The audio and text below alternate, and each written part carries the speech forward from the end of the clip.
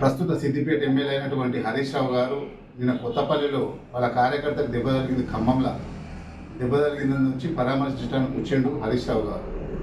వచ్చినోడు పరామర్శించిపోవాలి, కానీ ఇక్కడికి వచ్చిన తర్వాత కాంగ్రెస్ గూండాలు, లంగలు, దొంగలు ఏదైతే హరీష్ రావు గారు అన్నారో అది కాంగ్రెస్ పార్టీ నుంచి తీవ్రంగా ఖండిస్తున్నాం.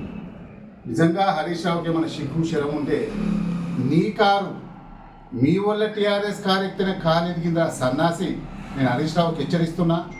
నిజంగా మీరు మమ్మల్ని గుండాలు, లంగలు, దొంగలు అనే దానికంటే నిజంగా ఆ రోజు గవర్నమెంట్ ఉన్నప్పుడు ఎంతమందికి మోసం చేసిన గుండాలు, లంగలు, దొంగలు మీరు.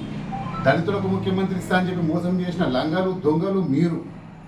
ఎంతమందికి మోసం చేసినటువంటి మీరు ఈడికొచ్చి కొత్తపల్లికి వచ్చి గుండాలు, లంగలని మాట్లాడితే ఎవడు భయపడ్డోళ్ళు లేడు. హరీష్ రావుడా నీ బద్దలు భాషింగం చేస్తాము, జాగ్రత్త. నువ్వేదో పెద్ద తీసుమార్కను అనుకుంటున్నావు.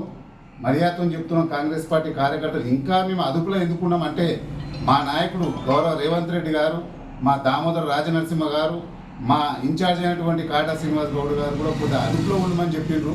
అందుకే మేము అదుపులో ఉంటున్నాం తప్ప నువ్వు ఆగమాగం వస్తే ఇక్కడ పడపెట్టోడు, జెనకెట్టోడు ఎవరు లేడీడా. నీ మోతబారు ఉంటే సిద్దిపేటలో మోతబారు చూసుకో. కాంగ్రెస్ పార్టీ కార్యకర్తలు ఎవరు కూడా విమర్శించకు.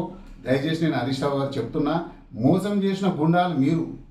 ఎంతమందికి మోసం చేసిరు, ఉద్యోగాలకు మోసం చేసిరు, దళితులకు మోసం చేసిరు, అన్ని వర్గాలకు మోసం చేసిన పెద్ద గుండావు నువ్వు, పెద్ద లంగవు నువ్వు. నీ మామ లంగా, నీ బామాడి లంగా, నువ్వు ఒక పెద్ద గుండా. మీరు గుండాలయ్యి మమ్మల్ని గుండాలంటే ఊరుకునే ప్రసక్తి లేదు హరీష్ రావు గారు. దయచేసి మళ్ళా చెప్తున్నాం, రా నియోజకవర్గం, పడంచే నియోజకవర్గానికి వచ్చి మర్యాదగా అట్కాయించి పో. మేము కూడా స్వాగతిస్తాం. అంతే తప్ప మా కార్యకర్తలు అంటే ఊరుకునే ప్రసక్తి లేదని తెలియజేస్తూ, ఏదైతే నినమొన్న ఒక లుచ్చా ఎవడైతే మన కౌశిక్ రెడ్డి ఉన్నాడో